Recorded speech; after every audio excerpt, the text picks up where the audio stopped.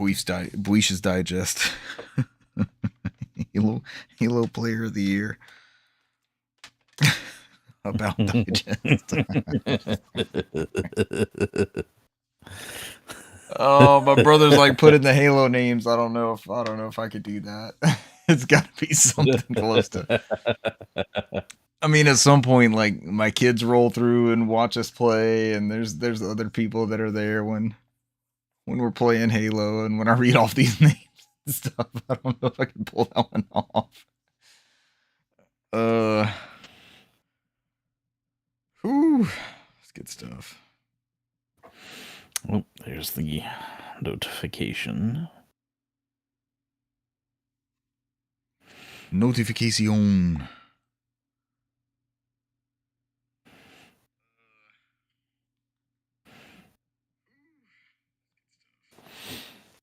I think we're gonna get another. So who are these guys? What are they doing? What is this podcast? That was actually halfway interesting, right? Co-stream, and I didn't know. Like, I thought they were asking us. Like, you and I talked about that after the show. It's like I thought they were talking. Only an hour and a half. Yeah, dude, we're two old guys that talk about old video games. This doesn't pay the bills. What's that? I said we have to go to work. Yeah, Sure. I would love for this to be longer than an hour and a half. I would love to talk. I would love to have an 8-hour gig talking video games with my friends. I think I could do it 8 hours a day, 5 days a week. I think I could be like Kramer, set up the game show. Oh, the Merv Griffin show in your house. Yeah. Oh my God. Yes. Next we're going to have Cesar come in, and I mean, the whole premise, like the whole basis of the thing was talking about video games with friends. And that's how the whole thing spun up. And Giant Bomb made a whole media industry out of the guys on the couch playing games and talking to people in streams and such. But even before, that was before like the days of Twitch. That was YouTube and posting. They were doing this stuff on GameSpot Video, like releasing MPEG videos daily. Not in the long form they settled on with the podcast, but my ear's been popping. I'm trying to see if I got another pair of headphones. Let me try these other headphones real quick, Brant. My ear's been popping all day, and I don't know if something's in my ear right now, these IEMs. Let me just try.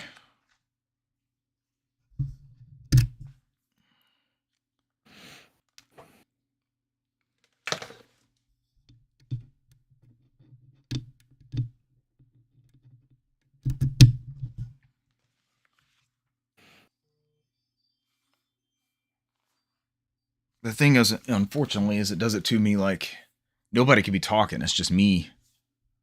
Like when I'm speaking, it goes off. This seems to be better. No, it just cringed on me. No popping. It's still popping. Let me go back to the IEMs. This is thrilling content. Thank you, 2 people who are here. Thrilling content.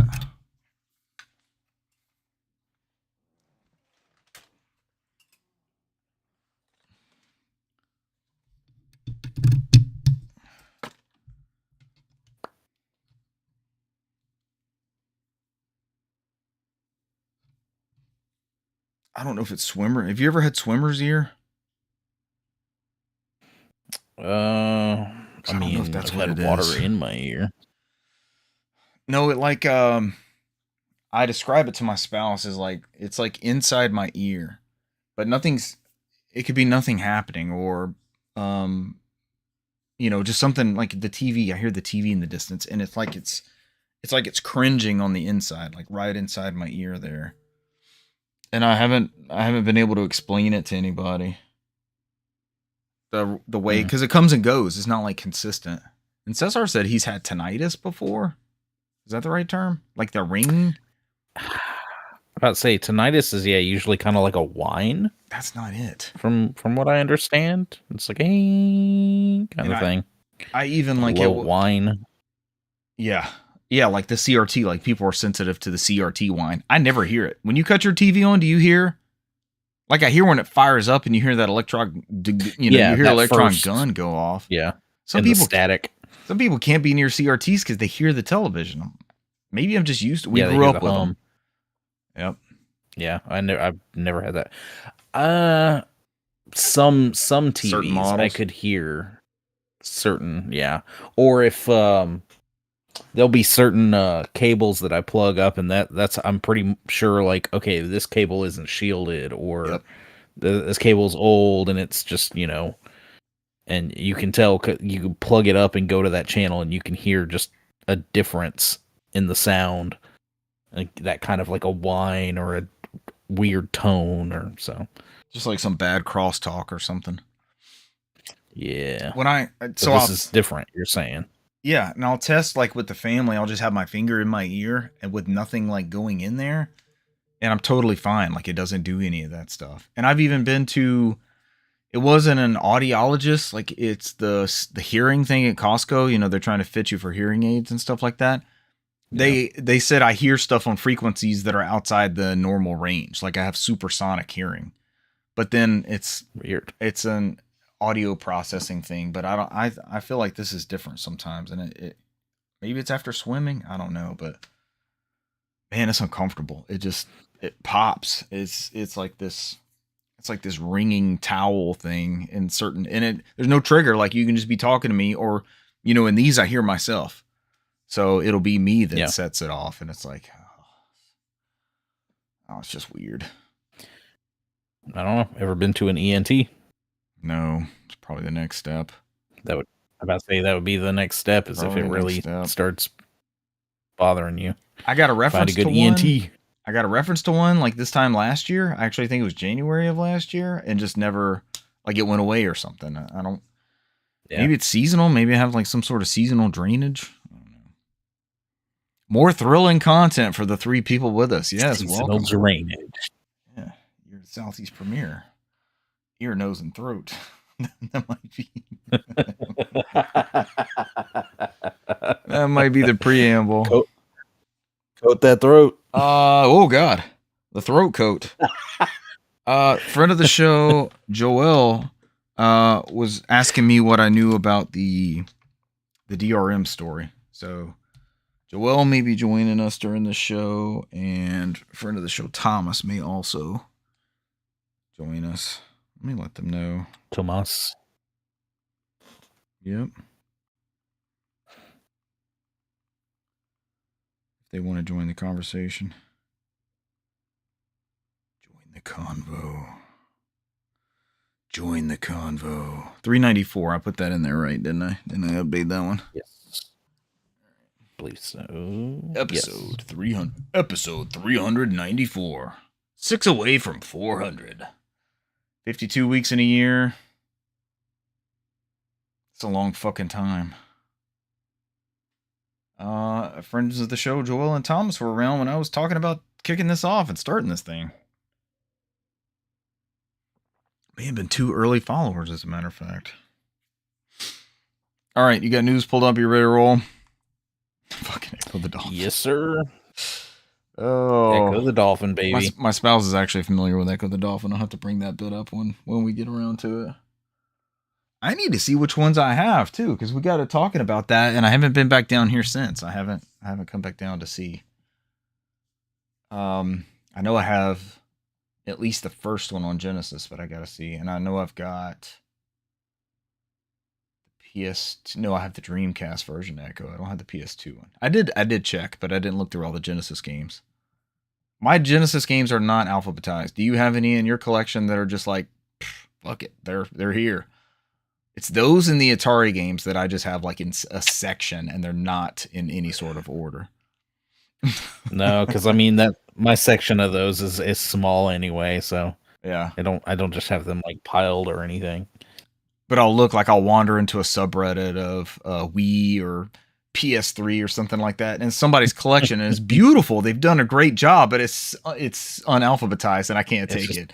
Yeah, I'll immediately bounce off of whatever I'm looking at, and I'm like, nope.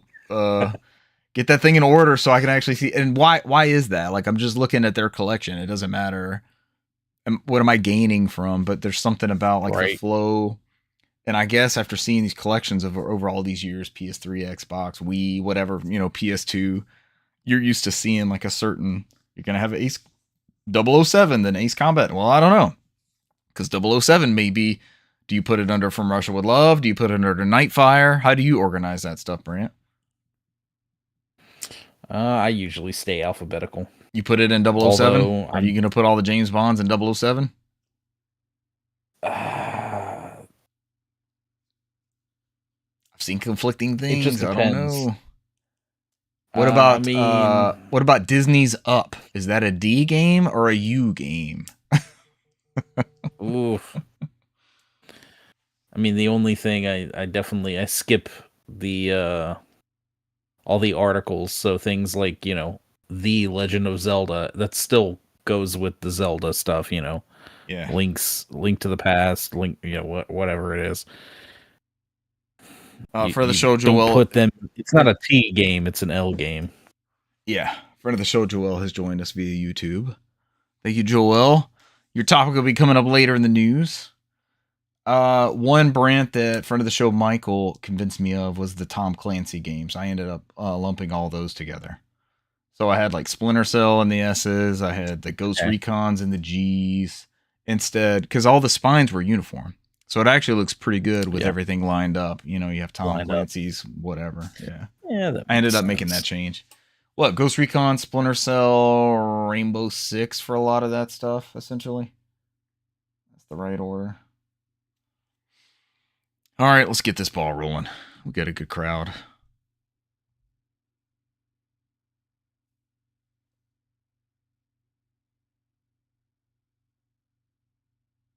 Ladies and gentlemen, welcome to episode 394 of the NOFODcast. We are No Outside Food or Drink, the Southeast premier video game and ENT needs podcast. That's right.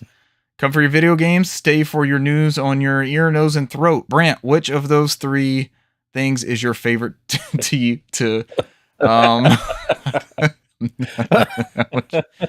Which one can you not go without? Richard. Which one can you not go without? I mean, we were going with ENT recommendations earlier. I mean, you definitely don't. You need all of those things, sir. Yes. I think they're all equally important there. Could you do without the more visceral, the more stimulating?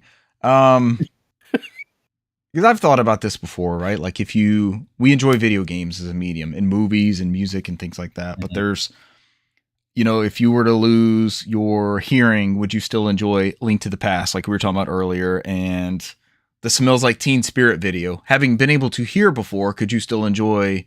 Would you know what was going through as the cheerleaders in the gym are beating the pom-poms? And we'll just cover. That would be really hard because I probably as much as you, and it's somewhat due to aging, somewhat due to bad audio mixing, but I'm in the group of I can't hear without my subtitles. Where are my subtitles? And I don't know, it's always weird to me. I'm like, they put in all the different noises, chittering and ominous noise. You always see chittering music. Yeah. And you're like, okay, what does that mean to a deaf person? How like they don't necessarily like, they're like ominous. What the hell does that even mean? What does that even sound like? Yeah, suspense builds. I don't know. Sound.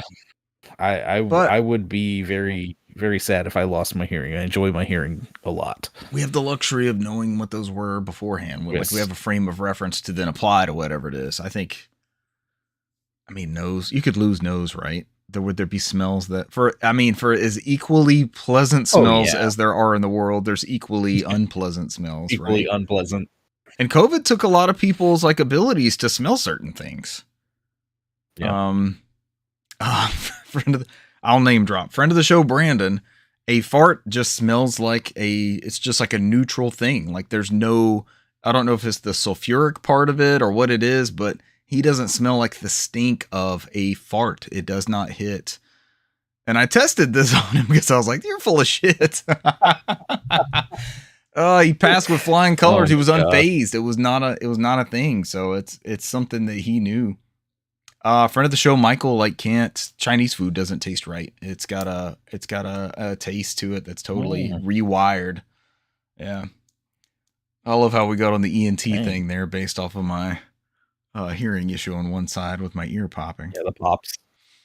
Brant, tonight's news. We're actually going to talk video games at some point. Atari acquires implicit conversions. Steam controller release date and price? Question mark. What are those two? Brant, I have a Steam controller in my library. I have 2 of them over there. Remind me to tell you about friend of the show, Mark's Knight's discovery with this as well. And my response. Speaking of responding, return to Xbox? Question mark. Echo is back? Question mark. We have nothing but questions here. Everyone's going to have to hang around and see what we're talking about. And last but not least, nothing but questions. Stay late for the answers. We're past the ENT bit if you were struggling with that part. And Sony adds DRM to PS4 and PS5 games. Friend of the show, Joel, brought that to my attention earlier today outside of this here podcast discussion. I'm one of your hosts, Richard Bergman, joined tonight by Brant McKee, Newsmaster Brant McKee. Hey, what's up? Brant, welcome, and thank you for building the news. Hey, no problem. Thank you for also elaborating that you would not want to lose your hearing. But I realized I led us down this path with ENT, eyes, nose, and throat. So would you rather see or smell your video games? Eyes.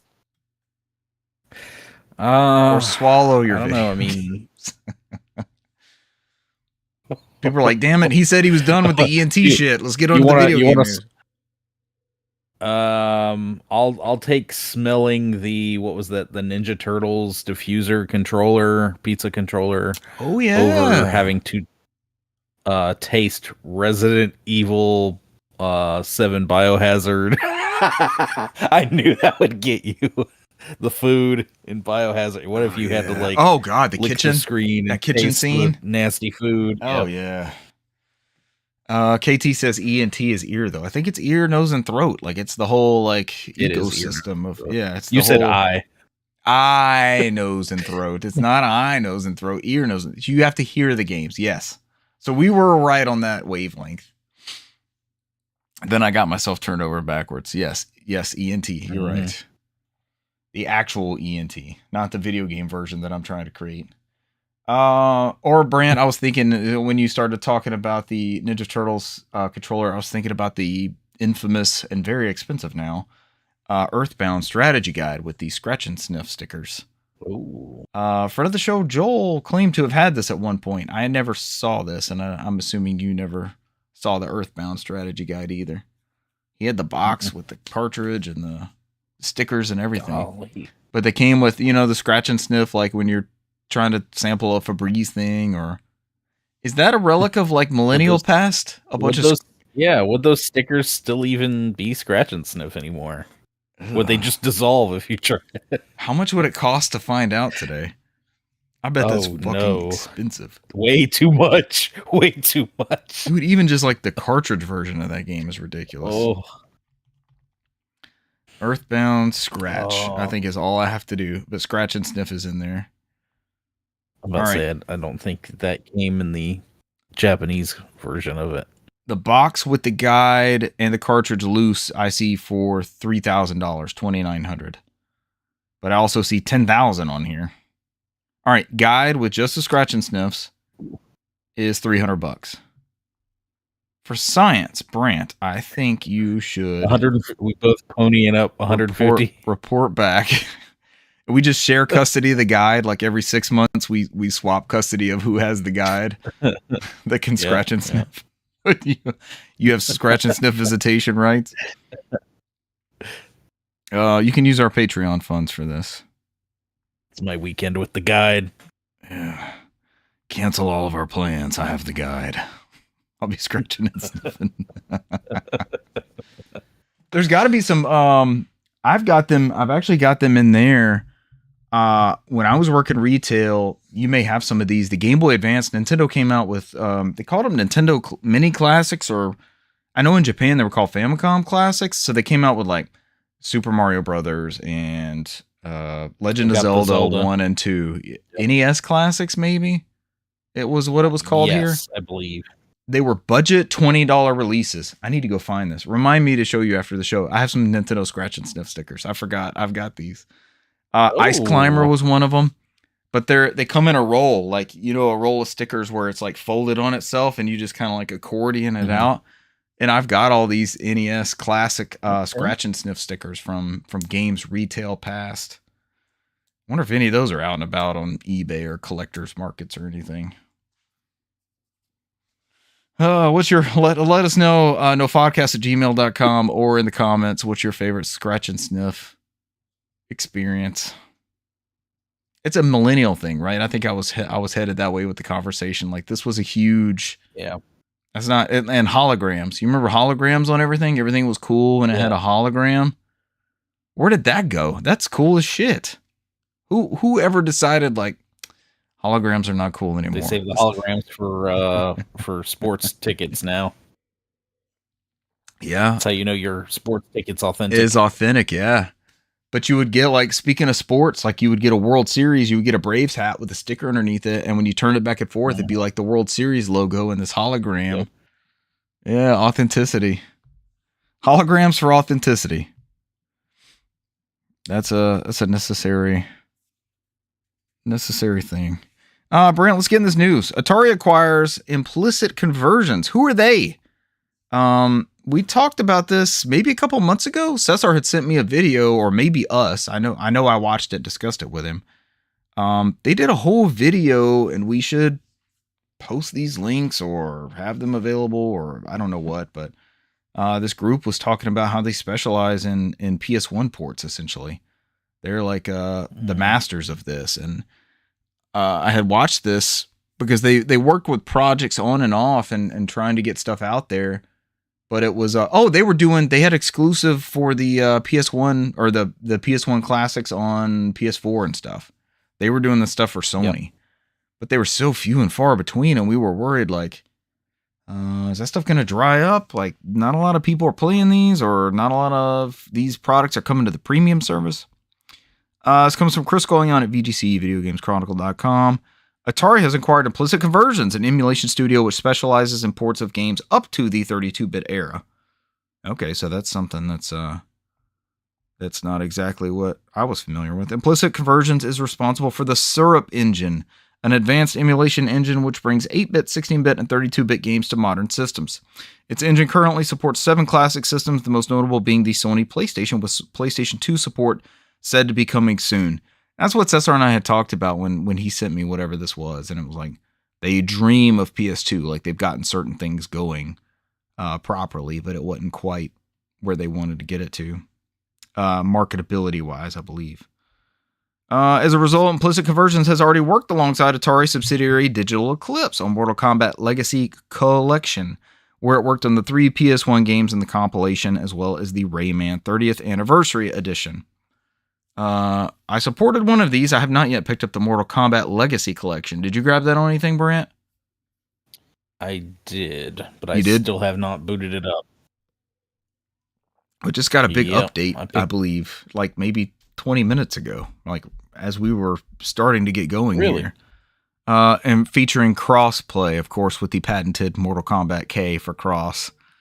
I may have to pull up that Wario bit and just see what they said. But the Rayman collection, despite, I mean, the PS1 one I think is regarded as the better version in that Rayman collection. Like it has all the expected music and stuff, because the Rayman collection was like music licensing issues. And we know Digital Eclipse always does great stuff. I had another piece on that and I totally forgot what it was. Maybe it was just the Mortal Kombat update from a few minutes ago. Atari Digital acquired Digital Eclipse in 2023 in a deal worth up to $20 million. The studio mainly focuses on emulation from the 8-bit and 16-bit era. Before that, it had acquired Night Dive Studios. By acquiring Implicit Conversions, then, Atari will presumably hope the studio can cover the 32-bit ports that lie in between Digital Eclipse's 8 and 16-bit expertise and Night Dive's polygonal remasters. Bunch of quotes here talking about the Bake Sale engine from Digital Eclipse and the Kex engine from Night Dive. That Kex engine, Night Dive, we give like M2 Digital Eclipse a bunch of props, but Night Dive has done the Lord's work with that Kex engine. Yeah. Yeah. Put in the work, man. Including that port of Power Slave / Exhumed, in which they melded like the PlayStation and Saturn versions. Like they put the best of both of those in there. Yep. Quizard is in the chat. That's friend of the show, Joel. Ooh, Rayman was so good. Joel, you may enjoy this Rayman collection. They put the Jaguar, the PlayStation, the PC. Was it Game Boy Advance one in there?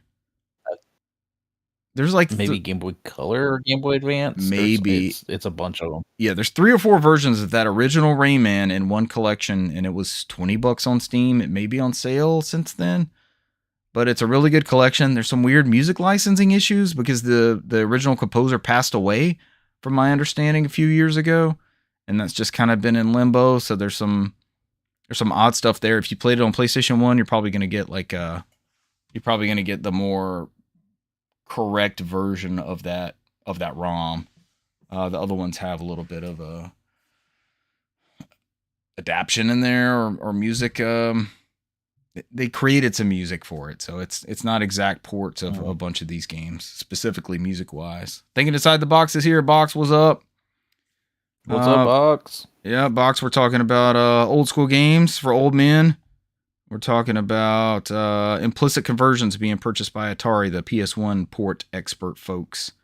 They were specializing in the PS1 games for the PlayStation Classic series. Like, what would have been the last one they did? Did we talk about that last week, Brant? Was the new premium game? Was that a PS1 game?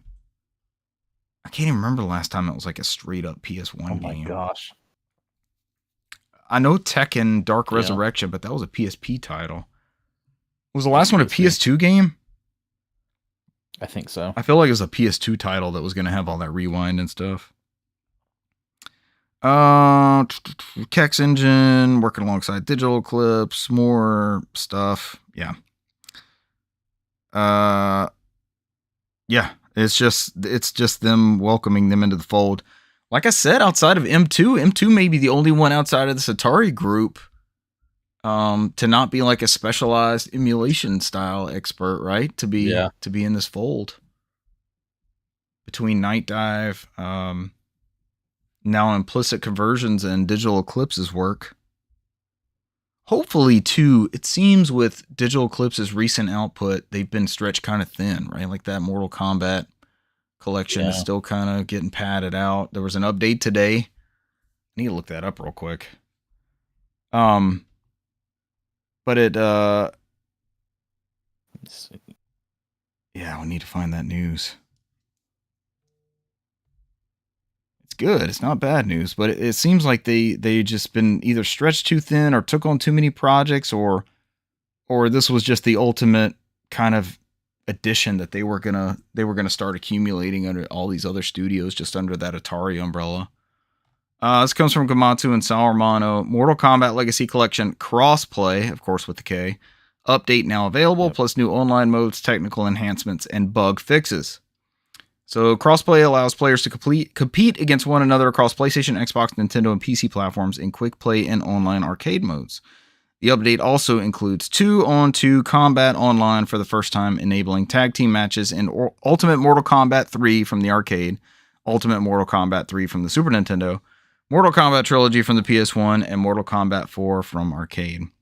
Variable refresh rate or VRR support is also now available as user selectable options on PS5, Xbox Series consoles, Xbox One, X and S, and Nintendo Switch 2 in handheld mode specifically, and PC. This allows gameplay to sync more closely with original arcade frame rates, delivering a more authentic experience. That reminds me, that's where it was going to come from.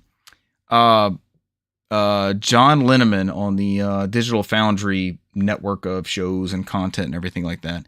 He is talking about there's a developer, it's called like 3DO HD or High Def 3DO or something like that. They have made an arcade perfect port of Mortal Kombat 2 for the 3DO. All the sound effects, all the characters. It's not a gimped version like PlayStation or Saturn or anything, and somehow they pulled this off in the 3DO. But go look at some of the footage. And it says you boot it up. It says Mortal Kombat 2 3DO edition. John played it via a burn disc because you can do that with the 3DO. Yep. But that somebody did the Lord's work out there, and there is a arcade perfect version. Like the sprites are super large. Apparently with Mortal Kombat 2, all the arcade ports, like the sound effects and everything. How did the sound effects get knocked down? I understand like arcade to cartridge, right? But how were they garbled and stuff like that on Saturn and PlayStation when you had 800 megabyte CDs? You should have had like no issue with. Maybe it was the read write speed there for some reason versus the arcade ports. But hey, apparently this is John Linneman is raving about this thing. The arcade perfect port at home now of Mortal Kombat 2 is on your Panasonic, Gold Star, whatever model you have, 3DO. So I thought that was super interesting. That's where I was trying to go with that story earlier. The crossplay patch will be live at 4 p.m., 7 p.m. Eastern. Is that today? Did it come out today? Yeah, that's now available. All right, so as of this recording, an hour ago, this thing was live and ready to go. They also note this is the final major feature set currently planned for Mortal Kombat Legacy Collection. Though digital clips will continue to identify potential fixes and improvements and encourages players to share feedback via its Discord. Brant, now's the time. Unwrap your game. You said you haven't even messed with it. Now would be a good time, right? Yeah. Craving some Mortal Kombat? Always a good time for some Mortal Kombat. And you know what you could play some Mortal Kombat with, aside from an arcade stick? Can I get it? Can I play with it now, or do I have to wait till May 4th? Yeah, you're gonna have to wait, and depending on the demand, you may not get it in hand May 4th either. But there's a bright, shiny new controller coming to the market here. The Steam controller. This is the new iteration. Of course, you alluded in the pre-show to the old Steam controller. Yeah, with the concave pads. It's a weird looking thing, right? It's a very strange looking device. Not this one. This one looks good. This looks like a modern controller, right? This one, yeah, it looks. I mean, it literally just looked. They took the screen off the Steam Deck and squished it together. Yep. Valve confirmed that its new Steam controller will release on May 4th. And it will be priced at about $9.99.99 here in the good US of A. Wait, how much is it? How much is that controller, Brant? $99.99. How many nines is that? Too many nines. 999 makes me want to say 99999. Dreamcast release date. It's $100. $100. But yeah, 10 a.m. May 4th. PT. Across the US, UK, Canada, Australia, Japan, South Korea, Hong Kong, Taiwan.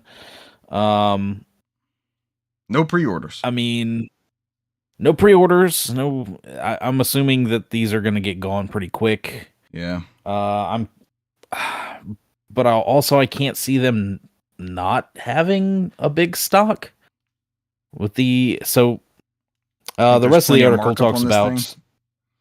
Yeah, the rest of the article talks about, of course, how they had the other pieces of hardware coming out, the Steam machine and the Steam frame, and how it was kind of always their plan to do a somewhat staggered release, not have all of them drop at once. Right. And it seems the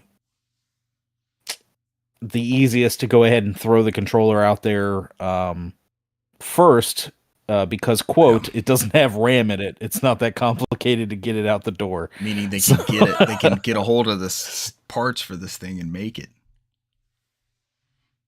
And that was, the biggest thing, too, is they wanted to make sure that people had this controller and had it in hand before they released at least the Steam machine. Yeah. Now, I know there's a lot of contention around the price. I mean, most controllers nowadays run, 80, 90? Yeah. The Switch controllers are like $100 a piece, or $100 for the set. And none of those standard a ones good- include these, what are they, TMR sticks or TRM sticks or something? Yeah. Which are better than Hall Effect, which Hall Effect are like Mm, supposedly unbreakable. So look at this as more like But- an elite controller, right? Like the $120 to $140 Yeah. range that the console I'm about to say- manufacturers have released. it really comes in at kind of at some of those upper echelon, but still technically being like half the price those would be. Yeah. So it's honestly it's not that bad. Still, I mean, $100. It's not cheap either. It looks like a Steam Deck in a controller. Like you've got those What? two track pads underneath the analog sticks. Or digital there's sticks. going to be What are they the called? cheaper options, but you're going to get all the haptics, the touch pads, and everything like Richard's talking about, the magnetic charging, the like you said, the sticks, everything. Oh God! For some reason, I thought it was a and long ways off. When I hear May 4th, I'm like, oh, we got a couple weeks. That's like next week. It's like the end of this week, Yeah, next week. It's crazy, right? How's it already May? Almost May. Yeah, it's like next Monday. Yep. Yeah. This So, looks good. What are your I don't know. thoughts on the? It looks really good, man. It Yeah. looks sleek. I don't know if I'm picking it up first thing. I'm definitely going to be keeping an eye on it. Yeah. That's the biggest thing is I think a lot of people are wondering, okay, is the Steam Machine going to come bundled with one of these controllers? Like you would assume so. So, but I don't know. It might be cool to have one of these guys. Friend of the show, Mark's Knight, after this was announced, reaches out to me and says, "So I saw the Steam Deck got a controller. Is the Steam Deck a Switch too? Is it a Switch now?" And I was like, "How do I respond to this?" Because I've been trying to tell him like, you just hook it up to a dock, and like all these other controllers have worked for this thing for a long time. You could use an Xbox controller, PlayStation controller. You could use any of those, but this just kind of streamlines that. They've tried the hardware foray. The Steam Deck has been a huge hit, despite not selling, gangbusters. But it's shown that there's a market for a competitively spec'd and priced PC with a console-like interface, right? I would say that's the best thing it has going for it. Inside the Box remarks that the controller reminds him of a Jaguar controller. No. There's no overlay for the buttons in which you need. Aside from a number pad. No, I can kind of see it. That I've got that pad in the closet over here tucked away, but I've got definitely one too. if I get my hands on one, there'll be a side by side. That definitely. Good God, we'll do a live comparison. Box also says live unwrapping. So, Brand, if you do end up buying one, we have to. I have a Jaguar box in the controller. I have a Jaguar controller in the box, not a Jaguar box in the controller. Oh. Somewhere. I got a loose one, and then I've got one for some reason in a box. And I guess I got that when I got the Jaguar. I thought it was out here with some of these accessories, but I don't see the box back there. So that is a garbage ass controller. Somebody would want to play Jaguar with you. Yeah, all my two-player Jaguar marathons. Your 2-player. I don't know. So last week we were talking. You learn to fly. Oh God, Cybermorph. I have 2 copies of Cybermorph. Cybermorph. Do you have Cybermorph? Yes, of course I have Cybermorph. Oh my God, it sucks. It's so bad. What a bad game. It's one of the worst terrible video games game ever. A terrible game. Where did you learn to fly? That's the biggest bit out of there. Where did you learn to fly? Oh God, why are we talking about the Jaguar? Oh, last week we talked about the Neo Geo flashcards. Stone Age Gamer also made a Jaguar one, so if you wanted to explore that extensive, amazing library for the Jaguar and had to go down that route, I'm leaning. So I almost texted you earlier this week, but I wanted to talk about it on the show when we get around to your emulation thing, your emulation update.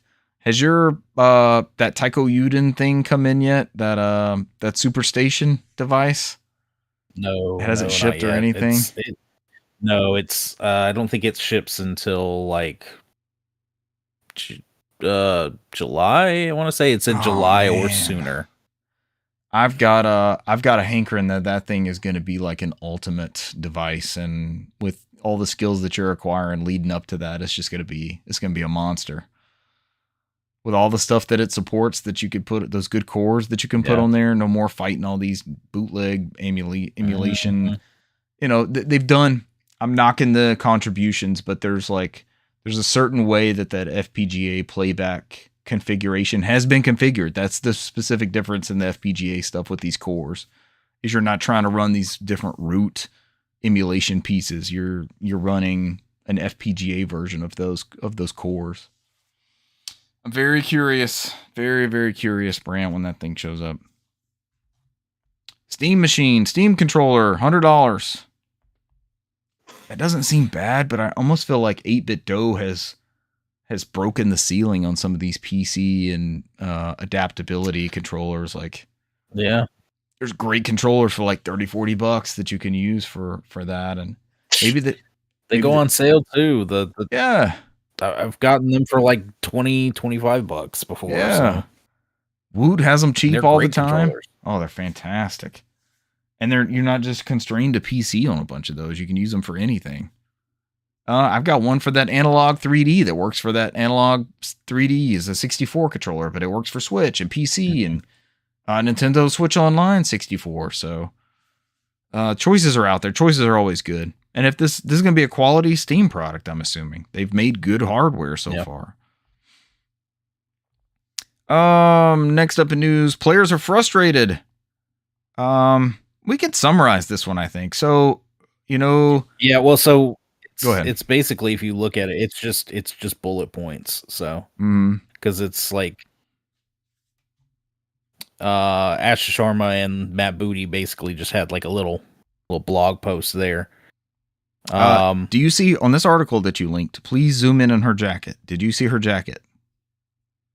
Pinch and zoom on Miss Aisha Sharma's jacket. She's wearing a Halo 3. She's wearing a Halo 3 jacket for this briefing. So it's essentially the new in charges of Xbox, which is Aisha Sharma and Matt Booty. Out goes Phil Spencer and Sarah Bond. Yep, they're no longer heads of Xbox. So this is a whole upheaval of everything, which we talked about last week. The Game Pass pricing changing. That's a direct correlation with this. We're hearing discussions internally about returning to exclusives. So, like, what is an Xbox? People are tired of that being just a bunch of different things. They want you to play wherever you want, but they don't want to lose the identity of what Xbox is. And they definitely think that has occurred over the past, what'd you say, like 5 or 6 years? Yeah. We've had a revitalization of the logo just this past week, couple days ago. Got a new Xbox logo, and it's no longer away from the minimalist. Was it Microsoft Gaming or Windows Gaming? Now it's just strictly Microsoft back Gaming to division. Microsoft Gaming is back to Xbox. Back to Xbox, baby. Box is always returning to its roots. Returning to its roots. We're always optimistic. I feel like we kind of we see the best in everybody, right? We think that we think that everything's going to be sunshine and rainbows in the end. Thinking inside the box says, I'm not convinced of all this. The internet has been too forgiving. We are too. All I can say is I'm looking at the first steps here, and they're moving in the right direction. This has to be where it goes from here. It's a course correction. It could immediately derail. Yeah. Who knows? Yeah. But I'd like to see Xbox succeed. I'd like to see Xbox back on track. And thinking inside the box is right. Like the internet has been forgiving in terms of there has to be an olive branch, right? That there is no identity there, and people who enjoy games and like the competitive nature of these different platforms and offering something different, and as much shit as like the Kinect got, the Kinect was different. It was a new way to play games and interact with games, and it sold a shit ton of Xboxes. And it would just be fun to see that spirit back in the way of I don't know if it's exclusives or just a reason to own the thing. Why do you need this now? And for it to have a flagship, or I don't know if that's IP or certain experiences, it's clearly not your Fire Stick and your Samsung TV and all those sorts of things. That it didn't hit. That you wouldn't have had this upheaval at the top if that was a raving success and runaway success there. Box, what would you do? You forged an online identity around your great podcast around Xbox titles and your streams of 360 games and original Xbox. He says it's a sign of where we are. The fan base is so depraved that even as little as a logo change and a mild strategic price reduction caused a 180 in full praise. You're not wrong. You're not wrong there. But that does open a lot. Like all of a sudden, my thing runs out in May. And again, like I'm like, May's a long ways away. It's literally 4 days from now. We're there. We're in May. Yeah. Somebody sent me an email and they were like, the deadline to make any changes on this decision is Monday, May 4th. And I was like, I'll put that off till next week sometime. I got to look at it next week. Yeah, I got to look at the calendar. And I'm like, oh shit, the decision will be made before I show up to work that day. I need to know something by then.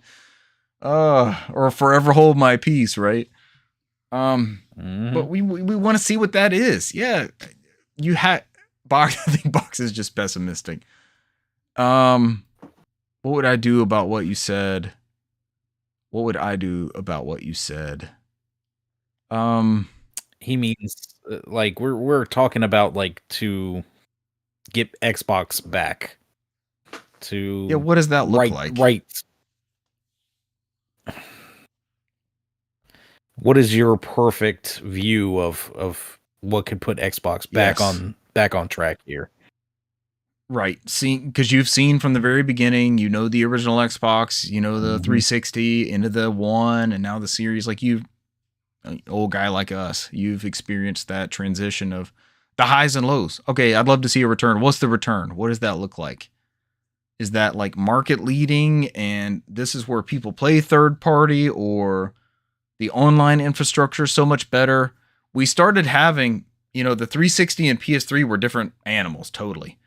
And then once you had the Xbox One, you had the PS4, they're just x86 machines of different flavors. And one was clearly stronger than the other. And you saw a crazy course correction with the Series, it wasn't a Series X, 1X. The 1X was like this super powerful machine. And that was the best way to play all those games for 3 years. Like it's a mid-console generation refresh. And that wasn't enough still, even though that was the best place to play. What did they advertise? Like Call of Duty and Assassin's Creed. Like I know the Assassin's Creed games ran really well on the 1X. Box says, given studios their independence and give the boot to the people that are cancer in all of them. Yeah. But what are those studios? Like, what do you want from those studios? Rare is not what Rare was during the Xbox and 360. Grabbed by the ghoulies days. See, we wanted that from Xbox as Nintendo people. Like, we wanted the studio that brought us Donkey Kong Country and Perfect Dark, and I got soured on Perfect Dark Zero. You got nuts and bolts. Yeah, well, nuts and bolts. Perfect Dark Zero. Perfect Dark Zero fun. Like, that was one of my. I talk about people. People are always like, well, you talk about video game industry. What does that mean? And I kind of explain it as when you start doing a dive, and it's not just, oh, I like Mario games from Nintendo. It's understanding like, okay, Miyamoto was the leading designer behind these, and Koji Kondo does the music. And when you put together like, I like the Beatles, but oh, these songs are my favorite. George Harrison wrote these, and you put together like some of the DNA behind what's behind these, and like the Perfect Dark Studio, all those people went to Free Radical. So unless we get a new Time Splitters, but where did those people go? Like Time Splitters ended up being the Perfect Dark game that I wanted. That was the Perfect Dark sequel. It wasn't Perfect Dark Zero fun in any capacity. Yeah, I don't know. I don't know what this the nepotism box is speaking of. They've cleaned house at the Halo Industries. Like Bonnie Ross is gone. Kiki Wolfkill, it's not in the news, but Kiki Wolfkill is out now. Frank O'Connor's been out. Joseph Staten's been out. The house that Master Chief built is not. I don't know what that looks like. We're gonna get campaign involved, but that's a new generation's twist on a game from 2001 that still holds up. Like there's nothing wrong with that original Halo Combat Evolved. It's still a great video game. I don't have the answers. This is $1 million answer, right? If you have this. Yeah. Tone deaf idiot. We'll go with that. But these are, Box, I'm not disagreeing with you, but these were your stalwarts, right? They have half the career that the people that have been driving the Mario and Zelda franchises have had in those franchises. And they've been successful since before, well, right around the time I was born, well before Brant was born. But they've been plugging away, and they haven't been those, like, what's the difference? They haven't been those cancers. They haven't been meddled with. Like, how do you drive that? You know, we want Sucker Punch to make another Sly Cooper, or we want another Infamous, or a Jack and Daxter, and we're not going to get those. So how are they successful in their new things? And we hold these Microsoft first party studios to these franchises of old. Maybe that's the difference. Maybe they shed these. We don't ever get another Perfect Dark. Why are we trying to shoehorn Fable into something? Let them go do their own. Let them decide their own franchise, maybe. Box says, I was so glad when I saw that news last week. It was last week, wasn't it? Yeah, I knew it was. Yeah. I follow the Halo subreddit, and I think that's where I saw that severance. On that though, you talked about let them go do whatever their own new things. What was that? Rare's what was it? Everwild that we saw like once or twice, and then it just kind of had a couple E3s, got canceled, and then gone. Yeah. Yep.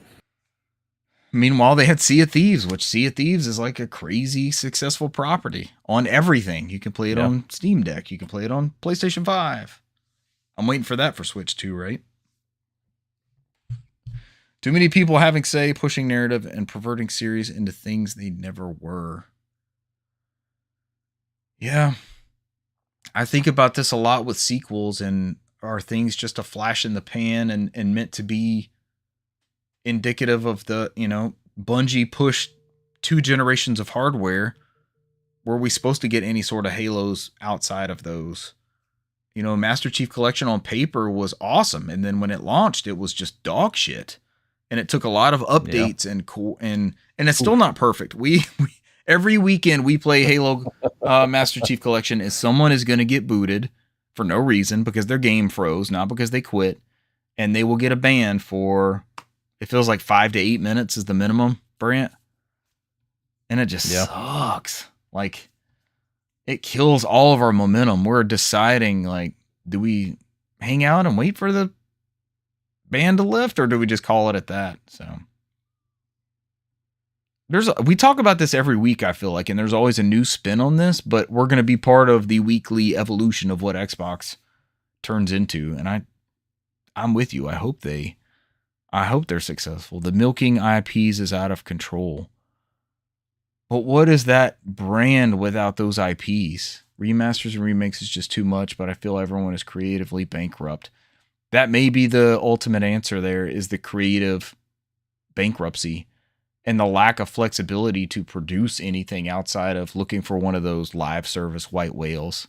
That killed so much within Sony, right? We feel like we've lost that Japan studio, Blue Point spirit of game production and quality and value and everything. So, all right, this is with promise. Players are frustrated, says this article, but we're going to leave this. We're going to leave this with continued hope and promise. Box, wake us when you need us. That's what we're going to leave it with. That's always a good discussion. Next time we have like a mostly Xbox centric news thing.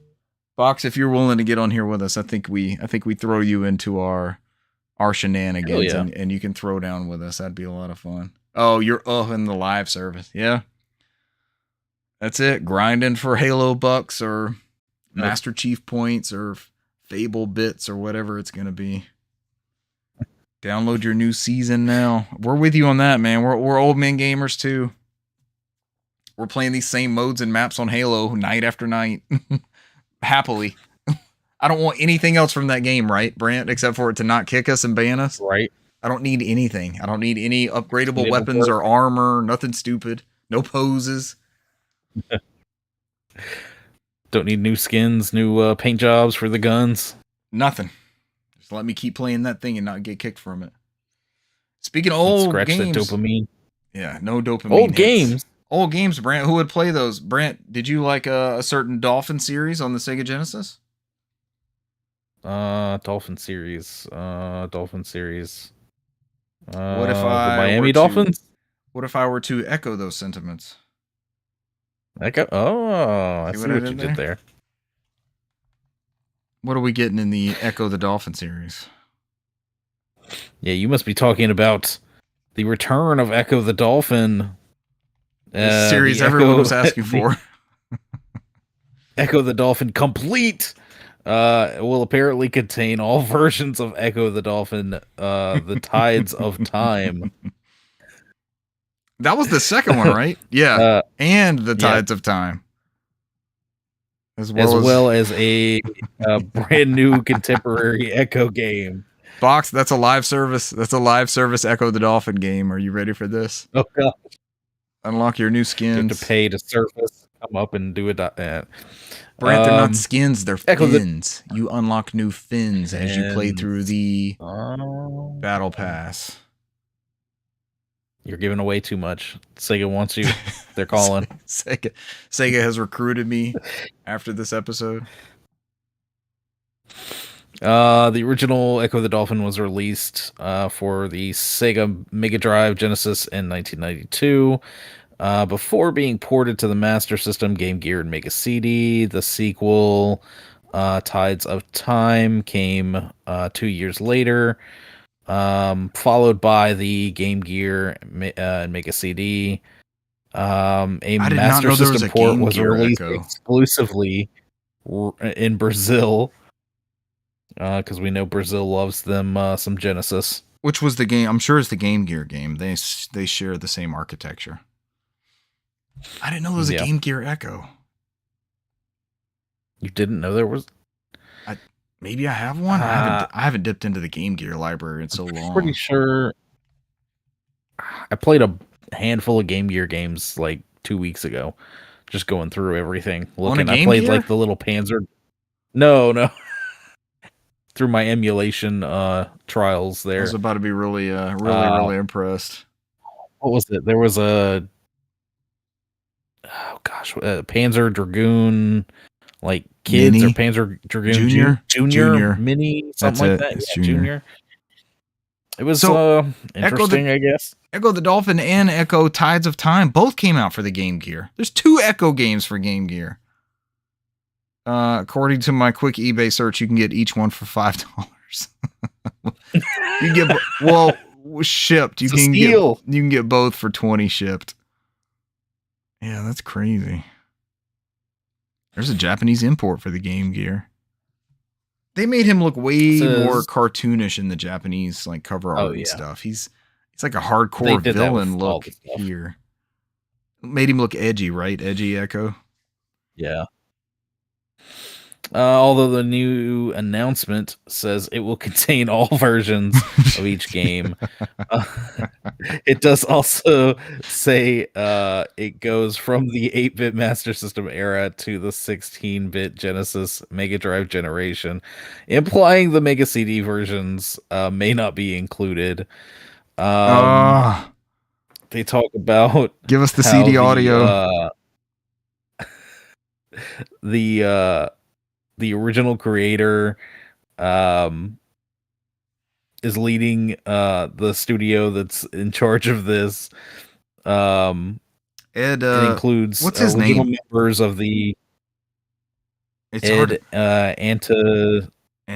Annunziata.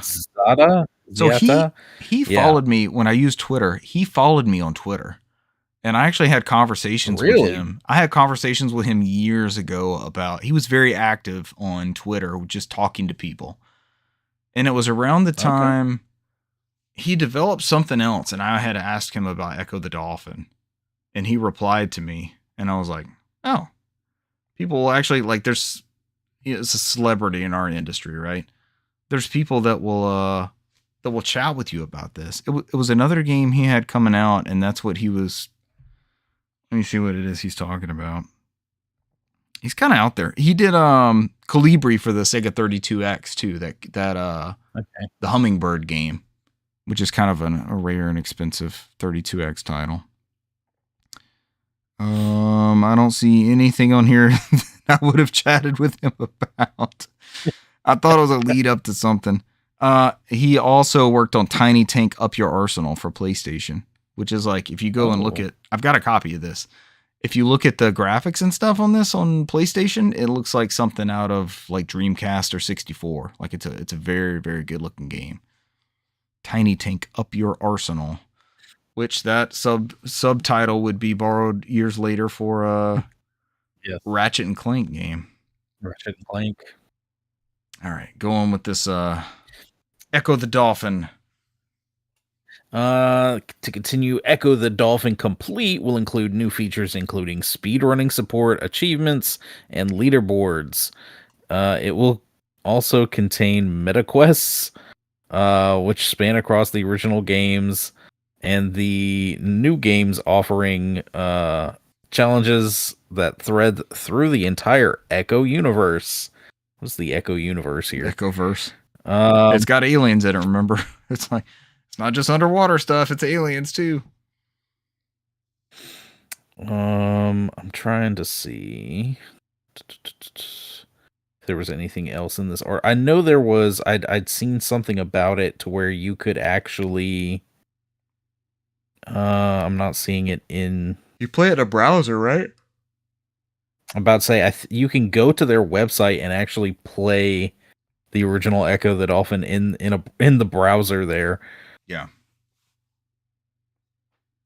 Do you have much nostalgia for the series?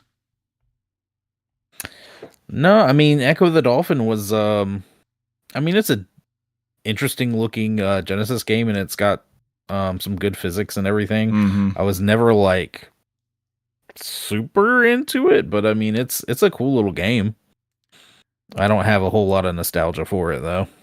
I knew it when my brother got his Genesis. I knew it as one of those. This is a Sega game that we have to get. I just knew it was one of the definitive titles. Like, we got a Sega Genesis now. We need Echo the Dolphin, and so that's how we wandered into it. And we spent our time exploring, and I never got to the alien part and all that, but we spent our time exploring as the Dolphin.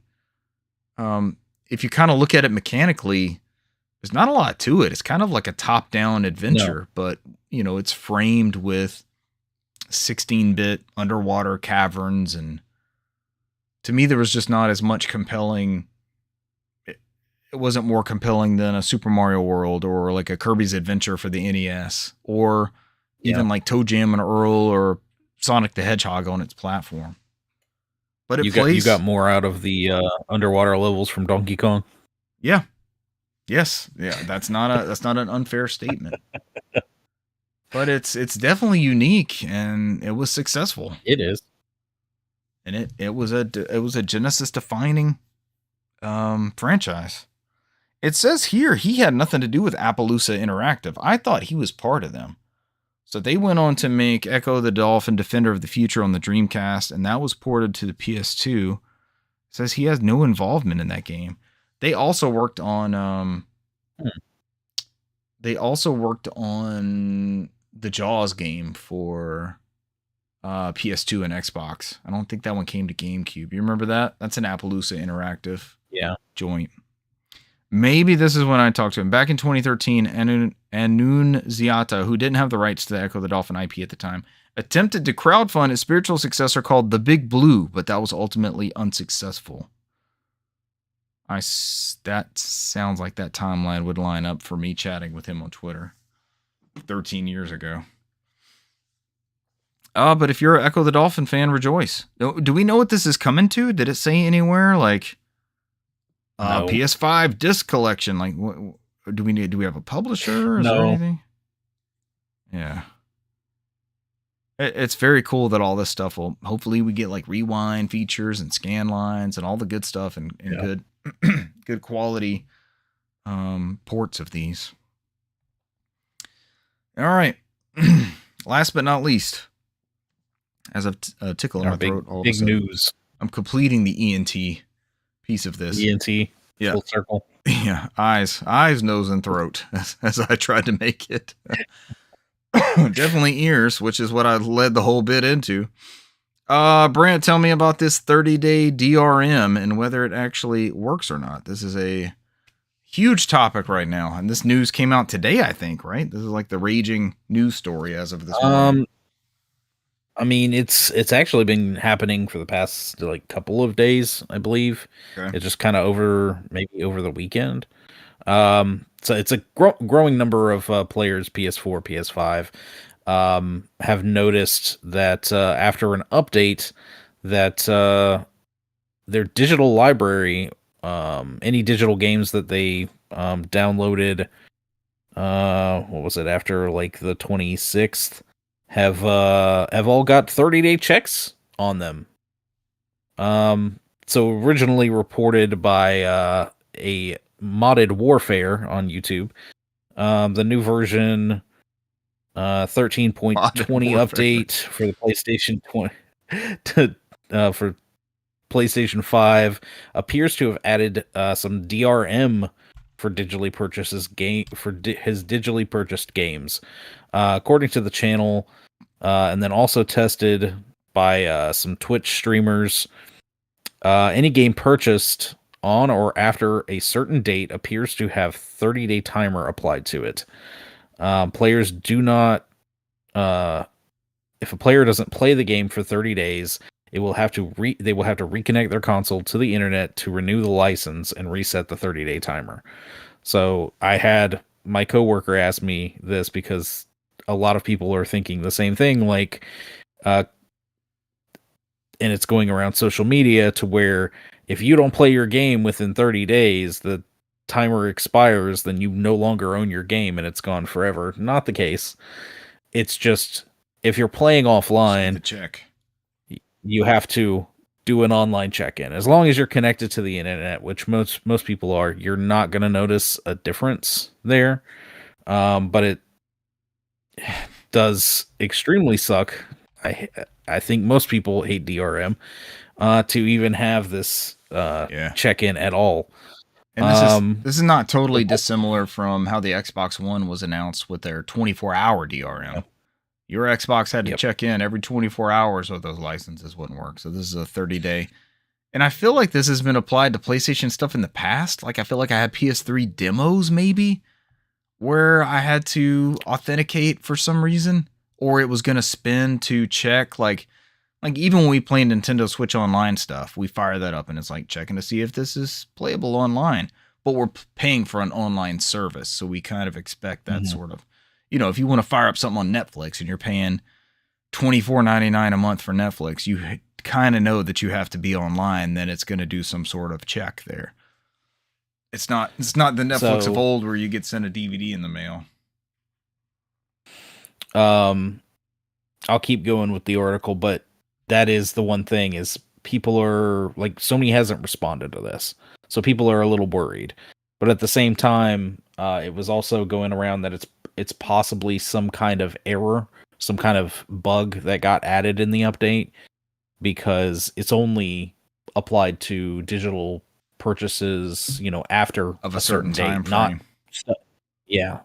Not stuff that you already, have had in your library forever. Oh, plus, no. like what you're saying, that wasn't supposed to be in there. Oh, oops, that's in our code. We didn't know anybody would find that. But also, like you were saying, with PlayStation Plus, it makes sense for those games to do a 30-day check-in because they're tied to a subscription that may lapse within 30 days. Yeah. So, yeah, it makes sense for, you have that license through PS Plus, let's just do a little check real quick to make sure you still have that service, or we may need you to upgrade, or turn the service back on, or be online when you so wanna pull that down. mm-hmm. I tried to. So I feel like games. We need to continue with the article, Brant. But I feel like games are kind of the last holdout for some sort of stuff like this. Movies and music, as consumers, we barreled past any sort of, oh fuck, we probably shouldn't be doing this levels, right? At a certain point, and iTunes, you bought a song for $1 and you threw it on your iPod, and it was on that iPod until you decided to take it off, and there was never any other sort of, nothing bounced back, and you bought $1 song, and then it was convenient that you could pay a company $10 a month and stream whatever you wanted. But these are the sort of, I already used the Netflix example for music and movies, but these are the sort of freedoms of ownership of these things that you give up with these conveniences, right? So we'll see where this goes. Anything else in that article that's worth noting? So it does point out that, yeah, it is affecting PS4, PS5. If you're on PS4, you can actually see the dates as where it has like a valid period of start and end on there. I know the bigger issue is people have noted, taken apart down here. Here it is.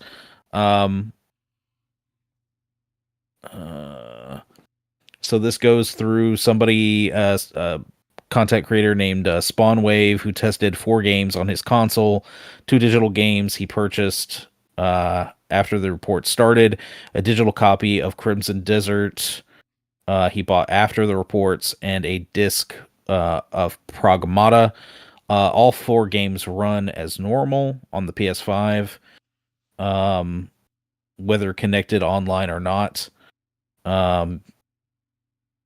Because the 30-day timer has not yet expired. However, he then removed the CMOS battery from his console. This kind of destroys the internal clock. And the PS5 can no longer check for the date or time that simulates that 30-day check-in. So he says, let's see, the purchased copy of Crimson Desert and his disc-based copy of Pragmata continue to run without any issues because there's no check-in. But the 2 games he purchased after failed to run. It says, can't use this content, cannot connect to the server to verify your license, was the message he got on Nightmare. the screen there. So I know there was some, everyone should be up in arms about this. CMOS. Wasn't this, there was a CMOS issue with PS3 or PS4 before, like last year? Yeah. Something happened, and then they wound up fixing it. It was a firmware update to fix that too, because everybody was scrambling. This is the thing, man. DRM sucks. I don't know. I even saw something as I was building the news about how, I'll pull it up real quick here, how there was some people that said they got through, they were bragging about getting through Denuvo's, as hackers say, they've cracked Denuvo's DRM. 2K and Denuvo reportedly add mandatory 14-day checks to some games.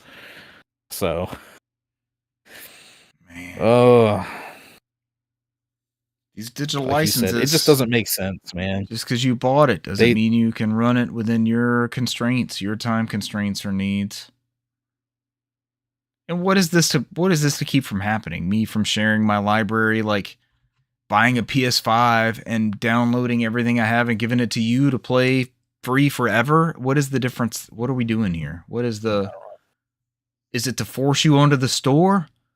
Like, oh, this thing has to connect. Let me go into here, and then, oh, maybe I see something for $3 or $6 that I didn't have in my library before? Like, are we getting duped into those type purchases by having to be connected?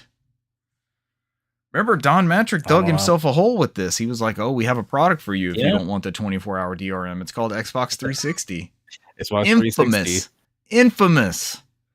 Because people were talking about like servicemen overseas and on boats and people in, without broadband internet, buying discs at retail still.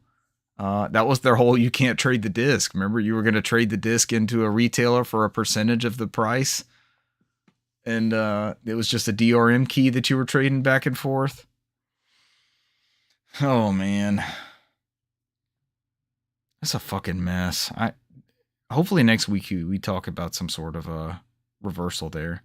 So you mentioned Spawnwave. Spawnwave's a pretty good channel. Have you caught any of his stuff on YouTube? I've seen some of his stuff before. Yeah. And friend of the show, and there Joel, at the bottom.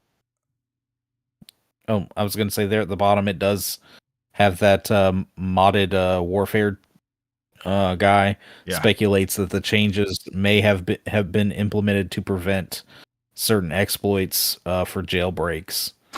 But what percentage of your... I mean, we're not talking about like PSP or Dreamcast piracy at this point, right? Not this point in the PS5 lifetime. But Spawnwave has some pretty good stuff.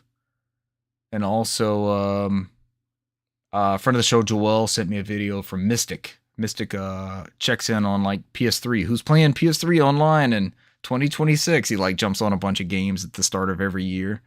So I've caught a lot of his stuff, and he plays a bunch of old school games. I think he's been heavy on the PS3 here recently. Quizard says in the chat, but remember the how to share a video game by the PlayStation execs video. Yes. It was Adam Boys and Shuhei Yoshida. Joel, if you didn't hang out with us last week, we talked about Shuhei Yoshida. He was essentially forced out of PlayStation for not adhering to their live service ways that everything was headed. Yeah, by Jim Ryan. He was their ground zero in 1993, 1994 for the original, the conversion from the Super Nintendo CD to the Sony PlayStation. And he got the axe for not being on board after shepherding the PS1, the PS2, the PlayStation Vita, the PlayStation VR. He got sent off to indie relations world, which he thrived in, and then quietly dismissed, which was very sad. I feel like he's gotten even more of a voice since he left Sony. So that voice is still alive in games, which is the important part. Is that it for news? Did we knock it out? Is that it? That's all of the news, sir. DRM bad. Buy more physical games. Quizard, good man. Yes, sir. Thank you for bringing that to our attention. And Brand had built the news, and I was like, hey, he's already got this story in here. So I think we did it justice. And it's an ongoing thing. Like I mentioned to you in front of the show, Thomas, like Brand discovered, we didn't even know this. Like when we play Halo LAN parties, all those copies of Halo 1, 2, and 3, I actually played, maybe 4 or 5 months ago when I was on that 360 kick. I played that campaign with just the disc. That system was not online. But when we play those LAN parties, those discs from 20 and 25 years ago still fire up and play with all content on there. There was 3 or 4 patches, I think, for Halo 2 that you can add to them, but those discs are feature complete. But you discovered with Halo Infinite, it's like a 300 megabyte unlock on a 50 gig Blu-ray ROM, or 25 gig Blu-ray ROM, either way. But you can't play that game without it's not the guise of like a game key card where you're buying like a license unlock. You just can't do anything with that disc, and that sucks for not just for preservation, but for a bunch of people hanging out playing video games, right? That's the goal. We just want to, years from now, we want to hook up a bunch of old systems and play games. And one day, Halo Infinite is an old game on an old system, and we want to have access to that. And we won't. Whatever version of Halo Infinite that is, that's on that disc, it's not playable. It's gonna prompt immediately for a download for a handoff. What did it end up being, Brand? Like 35 gigs, 40 gigs? Something like that. It's something absolutely stupid. We should try that for experiment's sake, just to see. I know you're tinkering and piddling all the time, but you know what? I have a physical copy of Halo Infinite. I could do it. I can delete everything off my Xbox, turn it offline, and pop that disc in and see what I get, and see where that thing fucking goes. It's not a lot. But then see, like, what does it install off that disc, and then what does it download? Like, how big of a discrepancy do we have in what those two builds are? Even more entertaining would be someone having a physical copy of Fortnite from when that came out. Like, what? I guess that just immediately hands you off to an update. It's like downloading a brand new digital version of that. Brant, speaking of old man Halo. Go ahead. I've got it right here. It says the physical disc for Halo Infinite contains only a small portion of the game, obviously. Specifically around 14.72 gigabytes of data. Oh, way more than I thought. I thought it was one of those unlock keys. All right, I misspoke earlier then. But you still can't play anything off of that, right? No, you still have to download like something about 50 plus gigs of more data, additional data, to actually start playing anything. That's crazy. Speaking of old man Halo, we all played some old man Halo this past week online. Mm-hmm. Some more Master Chief Collection. We played around with a questionable Xbox gamer tag. Oh, what's that gamer tag?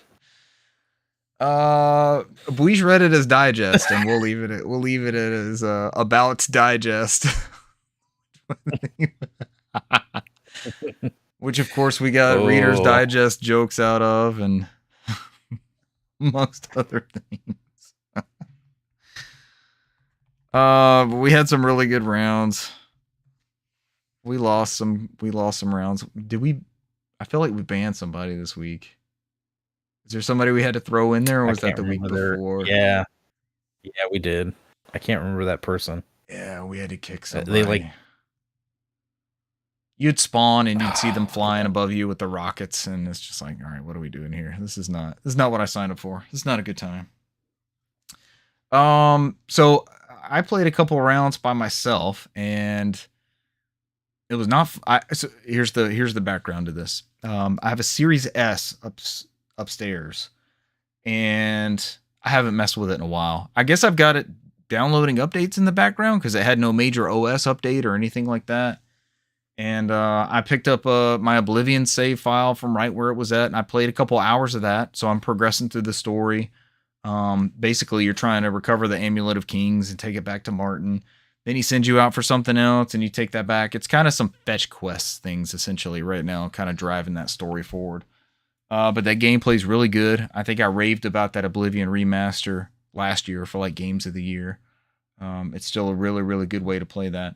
My spouse was sitting next to me and glanced up on occasion, and she was like, "Oh, that looks beautiful." Like I was out in the woods, ducking between caves, and there's deer and bears and stuff that come after you. I had a quest where I had to get this glow dust stuff from these enemies that I could not do anything with. I couldn't figure out how to kill them. Magic, swords, nothing, and they would like one hit kill you. So I did the reverse 2006. How do I get past this quest? And looked it up online, and there was a way to like fast travel somewhere and buy the stuff from somebody. And so I just bought it from a merchant and went back and used that. I was like, this is not going to work. I'm never going to kill one of these fucking things. So that was me tinkering around with the Series S, which is a very capable console. Like when I'm playing that 4K fast loading, it's just, that's a great system. It's a great way to play games, and just like our Series X's, it's increased in value somehow since I bought it. Yep, 3 or 4 years ago. But I also wanted to put Master Chief Collection on there. That's like the definitive Xbox game for me. And I played a couple of games of Old Man Halo with randos. Didn't go so well. I tended to carry most of the rounds. I probably played 3 or 4 rounds. It's just not as much fun without you guys. I rarely play multiplayer online, and I never play the campaign by myself. And I realized this. So I fired it up, and I just picked a mission in, I think it's the Assault on the Control Room from Halo Combat Evolved, where you're on the ring. It's before 2 betrayals. You're on the ring. The flood hasn't hit you yet. That sort of thing. You're fighting through the Covenant. You're trying to figure out. You haven't done the library yet. You haven't met 343. You haven't Guilty Spark. You haven't done all that stuff. There's so much, and I'm playing Master Chief Collection. But I'm playing like the old graphics, right? I'm not playing the anniversary one. It's so atmospheric and like isolating. I've always played this game with somebody. I played through the original trilogy with Cesar. I have played through the original trilogy with my brother growing up. Like we beat the first 2 as youngsters. Yeah, Box has so much atmosphere. Dude, it's a horror game, especially when you get to the flood. But even like right now, oh yeah, there's jump scares. There's not a lot of ammo. I'm playing on normal, and there's parts you get to in between these different zones. But my memory had condensed it down to like the Pillar of Autumn, and then being on the Halo.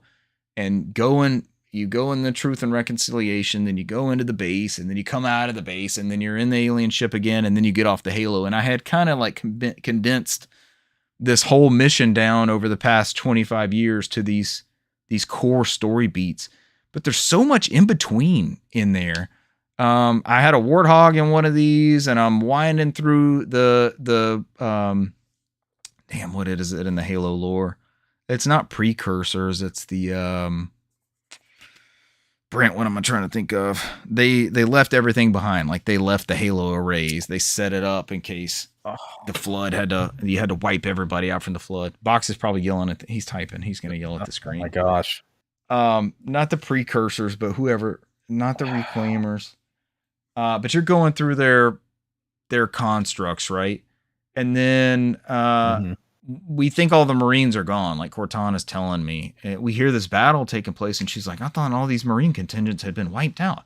And here they are. They're having a battle in the middle of this thing. There's like the middle of this snowy field. There's a Covenant outpost, and these got Forerunners. Thank you, Box. I knew you'd come in clutch. Forerunners. Precursors. I was so close with I'm stuck on the Jack and Daxter. And these moment to moment beats, and I'm taking my time. Like I drove the Warthog through all this area, and if I went through a new place and I saw some enemies kind of off in the distance, I would jump Chief out of the Warthog and jump in the back and grab that gun and kind of clean out as much as I could, then kind of inch the Warthog up and jump back out.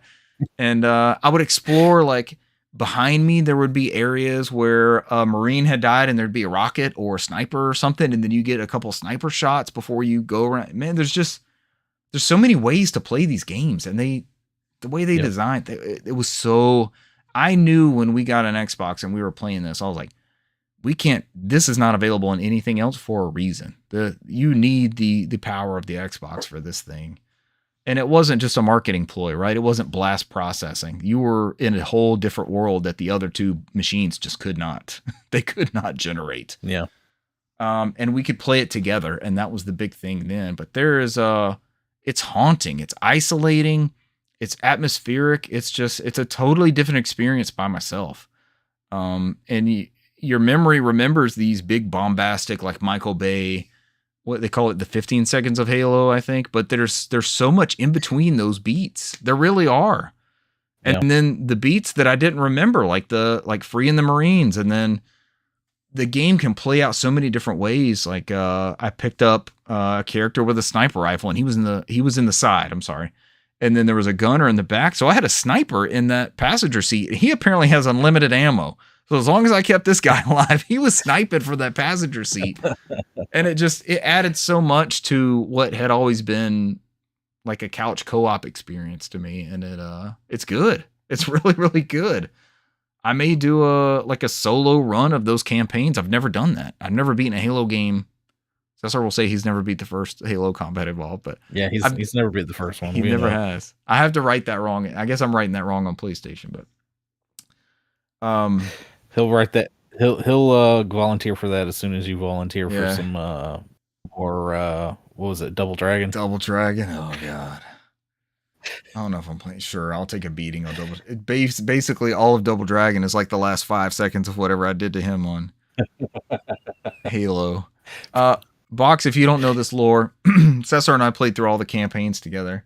And as we're at the very end of Halo Combat Evolved, the mall with the Warthog and all that, we've taken it all the way to the end.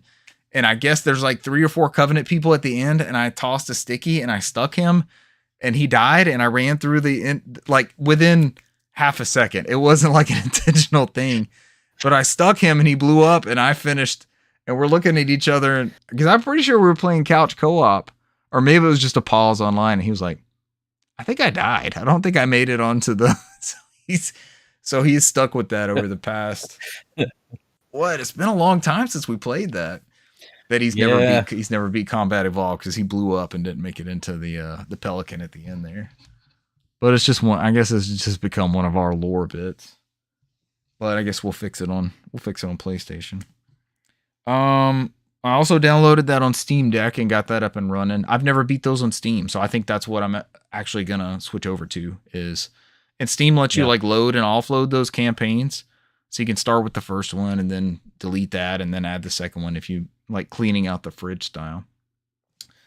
I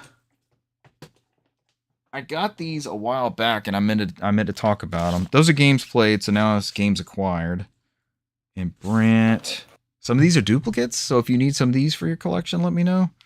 This was $5 on Amazon. This is like the revival of the NCAA college football game. So I just got this to throw into the on the shelf fodder. EA College Football 25. That was the first college football game in 11 years. It took them that long to get the license back around. So I wanted to add that one. I bought a racing lot of PS2 games off of eBay, so that's where some of this shelf fodder is coming from. The first one is Short Track Racing Trading Paint from Big Ant Studios and THQ. Brant, this is the run of duplicates if you need any of these bangers for your collection. Gran Turismo 3 A-Spec for the PS2. Yeah. Polyphony Digital's Magnum Opus. This is when they were coming out with just game after game after game, and this was the PS2 game. I feel like you would just see it everywhere. It was in their bundles and everything. Another Polyphony Digital Joint Tourist Trophy, their motorcycle centric one. Again, both of those are duplicates, Brant, if you need those. Corvette 2. Corvette 2. I'm looking at the wrong thing. Burnout 2, Point of Impact. The second Burnout game, which came out for Xbox, PS2, and GameCube. But it was in this lot. Corvette. The aforementioned Corvette. There you go. Quizard says nice. I know he likes all these old racing games. Corvette Evolution. One of these I was after because of the developer. I don't think it was this one. That says Valcon Games. No, I'm looking at these other ones. I don't think it's any of those either. Oh, no, there it is. Extreme G Racing 3. Friend of the show, Uno, is a big fan of this franchise from the N64 days. We were talking about Acclaim the other day. Brant, this is like a 60 frames per second motorbike F-Zero style game. They always look good. I don't know if I've messed with this one. I've played the N64 ones with Uno before. They're really good. They're kind of like, why didn't this series continue? This would have been a good one. This is the game I was actually after. WRC World Rally Championship. This is from 2001. This is within that launch window for the PS2. From BAM Entertainment. But this is by Evolution Studios, who you may know from the MotorStorm series that was canceled after the PlayStation 3. I wish we had gotten more MotorStorm games. Also included in this lot, I saved the best bit for last, was a PlayStation 2 official magazine UK PAL disc full of demos. Brant, the demos include We Heart Katamari, Driver Parallel Lanes, Drakengard 2, Castlevania, a video of Key of Heaven on PSP, which we got as Kingdom of Heaven, I think. And then last but not least, a cartoon of, it's not going to focus properly. Cesar has told us about this. This is one of his favorite bits. Sly Raccoon for the PlayStation 2. Watch a video of Sly Raccoon. Sly Cooper is referred to in the PAL region as Sly Raccoon. He did not get called Sly Cooper in the PAL regions. Only in NTSC here did we get the character Sly Cooper. Everywhere else they got Sly Raccoon. I know Cesar used that on a bit before. I've always loved Sly Raccoon. So when I'm unwrapping it, like I didn't even know that was part of the lot. I guess they threw that in there. Because all the other discs are US discs. And then I'm reading like, oh, what's on this demo disc? And I see Sly Raccoon and I lost it. I was like, holy shit. That's pretty cool. But that is it for me, Brant. Some old man Halo, some old PS2 racing games, and a Sly Raccoon cartoon on a demo disc. Aside from some old man Halo, I had some other stuff going on, so I didn't get to play much. Busted out the Miu Mini or the Miu Flip version 2. Still, right. Where are we at on this thing? It's easy. It's easy to throw in your pocket and take with you. I know you want me to show you how to put that OS I put on here. Yes. On yours. I need Virtua Tennis greatness. Quizard, this device plays Virtua Tennis perfectly on a little flip handheld thing. Virtua Tennis. Yes. This thing does everything up to Dreamcast very, very well. And it's, it's that form factor of about a Game Boy Advanced SP. Yeah. Very good. Easy to throw in your pocket or a bag or whatever and take it with you that way. We got these at the same. We got these at the same time, right, Brant? Weren't they like $25 or something? $40? I was about to say we got these like dirt cheap around Christmas time. Quizard, here's mine.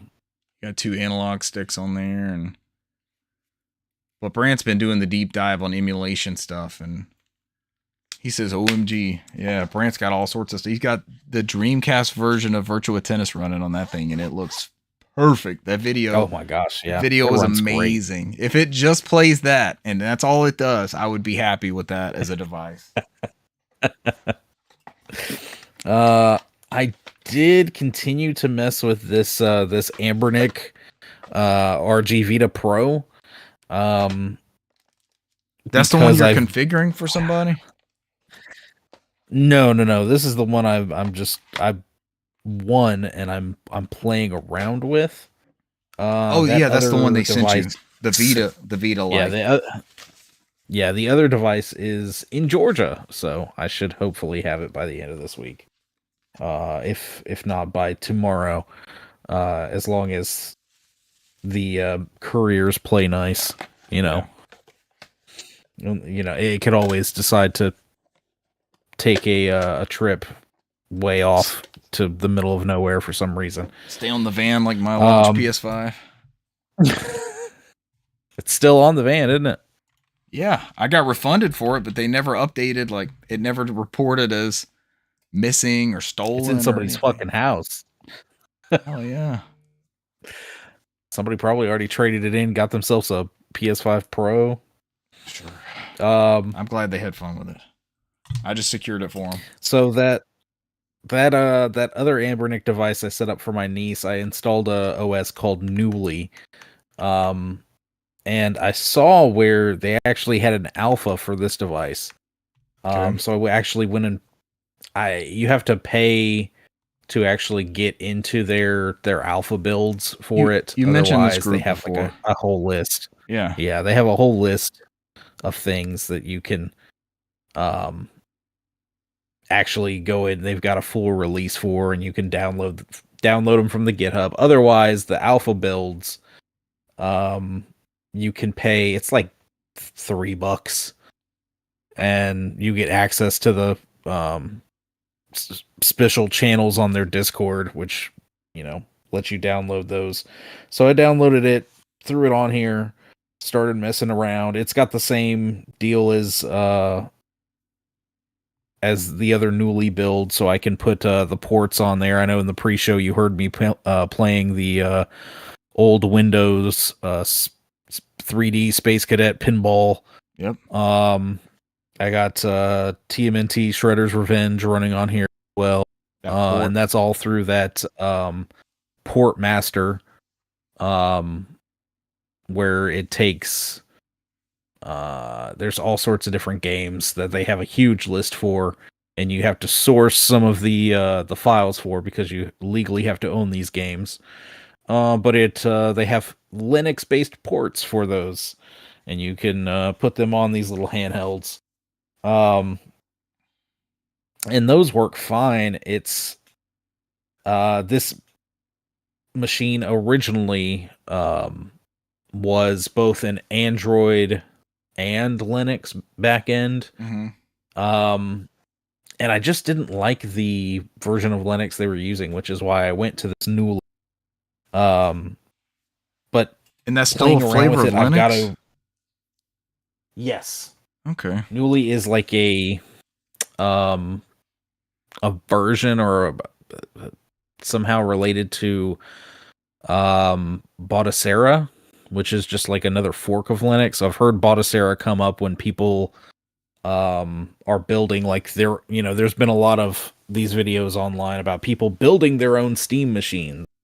And so they pre-built our small PCs and they load them up with Baudicera as, a Linux backend that you can use for emulation and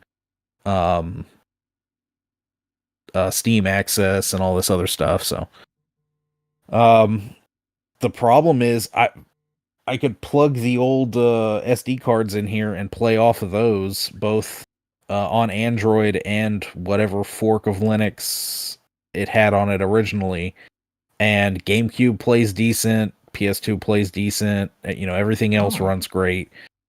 But this newly build, I don't know if it's the alpha, I don't know if it's just the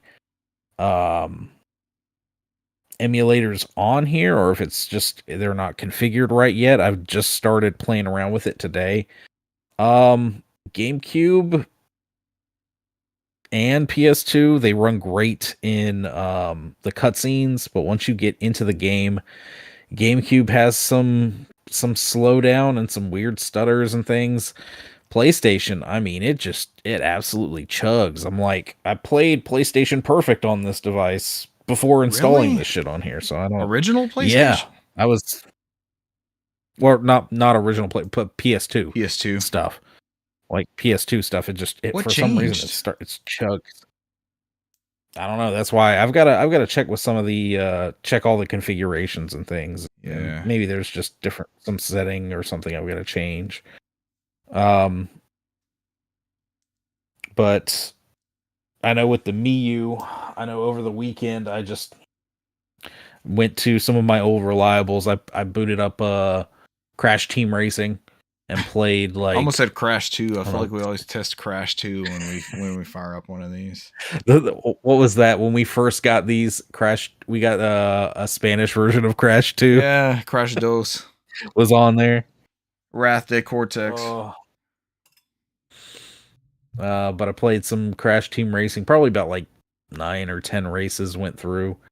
Beat 2 of the bosses, and it was amazing to me that, like, not really having that experience, Naughty Dog had literally,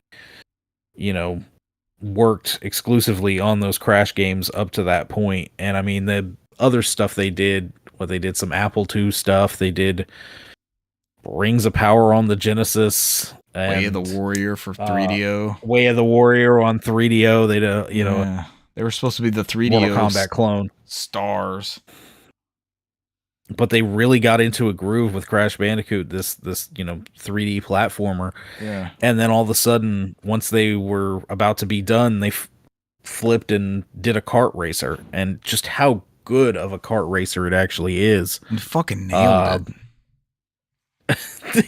They did such a damn good job on that thing. Eh, I just every time I'm booting it up, and I don't know if it's the fact that it's playing on there on this little device, and just it's been a while. I think the last time I played Crash Team Racing was this abomination on the when they remade it, and then it was wasn't this was so horrible. disappointing. It This was wasn't. so disappointing. It wasn't horrible. Well, it wasn't horrible, but the thing was is after they released it, then they all of a sudden patched in a bunch of microtransactions. That was to the it, yeah. which That's they the said problem. they said they weren't going to do, and so and then they just freaking ruined it. Was that Toys for Bob? And then Did they do the Crash Team Racing? I know they did the original. Reignited. No. Who? Beanox. Beanox did that one. Okay, another Activision Beanox. support studio. I was about to say I know Toys for Bob did Crash 4. And they did the collection. They did the Insane trilogy, right? No, Vicarious. Who did Spyro? Did they do the Spyro one then?